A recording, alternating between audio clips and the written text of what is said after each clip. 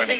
আর আরেকটা বিষয় হচ্ছে যে এই মানুষগুলো কিন্তু 12 ঘন্টা 14 ঘন্টা পানিতে ছিল, এক কাপড় বের হয়েছে। তা ঢাকা থেকে যারা আসবেন ভাই, অবশ্যই আপনারা শাড়ি কাপড় নিয়ে আসবেন, অবশ্যই তাদের জন্য লুঙ্গি গামছা নিয়ে আসবেন, অবশ্যই শীতের একটু কাপড় নিয়ে আসবেন। কারণ মানে শীতে কাতর হয়ে এই মানুষগুলা কাঁপাকাঁপি করে, কারণ এক কাপড়ে কিন্তু আইছে, এক কাপড়ে আপনি বের হয়েছে ঘর থেকে, কোনো কিছুই কিন্তু সাথে করে আনতে পারে নাই, সাথে আনতে পারে নাই।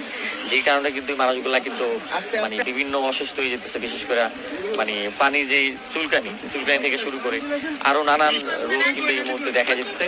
তা প্রচুর ঠান্ডা লাগে তাদের, শীতে একবারে কাপড়ে বেজে, কারণ 10-12 ঘন্টা মানে থাকাটা অসম্ভব।